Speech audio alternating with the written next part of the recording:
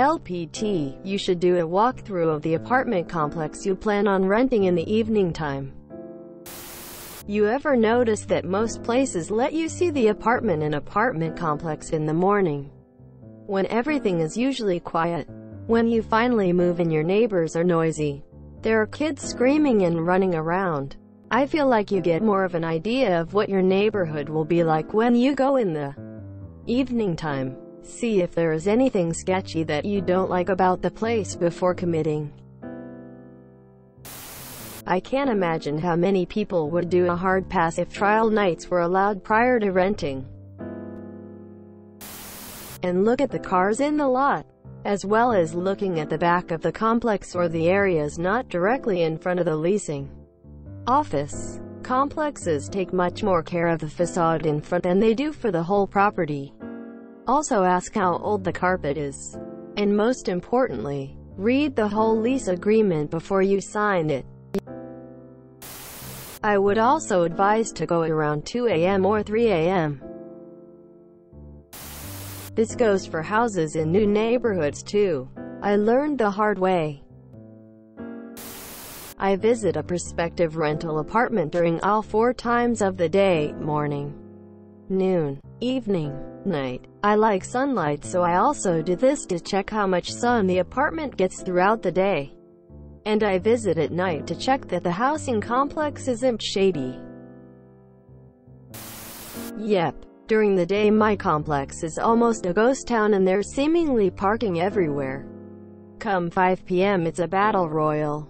Also, so many apartments, at least in my area, advertise with nice photos of the lobby, common area.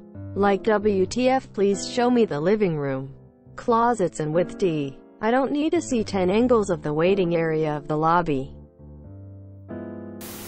Go on a weekend late at night too, don't forget. I saw this tip somewhere else and I think it makes sense. It might be pristine and quiet while everyone's at work, but what about in a payday after 9 or near a holiday like New Year's or Turkey Day? I found out the hard way too many times. Same goes true for any place you plan to live. Take a day or 2 off work and scout it out. Drive by at various times of day. Check crime databases. See if there is a Facebook community. Leave no stone unturned, cause Lord knows that will be where you sleep for the next year plus. Yes, do this. Do it at different times of the day if able. I had to deal with daily fights outside my apartment and car-based competitions at 10 o'clock at night. We were finally able to move out after 2 years to a much more quiet part of town. Yes, please do so. My husband and I were super excited to move into our very first luxury apartment.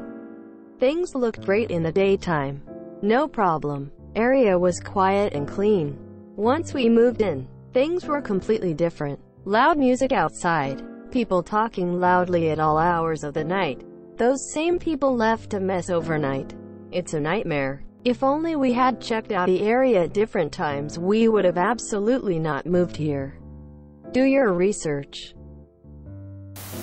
Sometimes I wouldn't get off work until 2 or 3 a.m. On a whim, I decided to drive by the house I was going to buy. I call it the creepy drive-by. All in all, not bad. Lived there for 10 years. I highly recommend the creepy drive-by. Also turn on faucets in all rooms that haven't tasted the water. Walk the neighborhood day and night. Flick light switches on in all the rooms at the same time. Open fridge and oven. Move fridge and oven to see if clean or roaches underneath.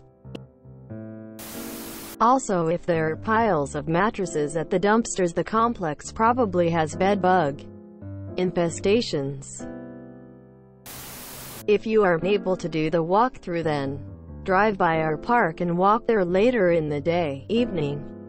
I did a walkthrough during the day and it seemed really great, but we separately drove by when we knew people would be back from work, school, and there was absolutely no parking anywhere. It was so full of cars. Big no-no for us. Great tip. Never would have thought this. Will definitely use this throughout my whole life. Thanks up. Yes, me and my girlfriend did this for our current flat. Took the dogs round nearly every night. Mostly so we could look, but still helped them too. I would also suggest doing the commute in rush hour traffic. Housing and renting is so competitive where I live. Nobody gives a fuck what any time of day is like. They just want a house. Apply for 100. Hear back from 8. Get rejected from all of them. Great advice. My wife and I parked in the driveway of our potential house on a Friday night to see what the neighbors were like. FYI, we purchased that house. We got a great apartment. But first night we moved in, we realized why barely anyone else was at the viewing. We were on the transvestite prostitute street. If you enjoyed this video, please check out our playlists full of similar content. Epicaricast is like doom scrolling for your ears. Please like, share, and subscribe.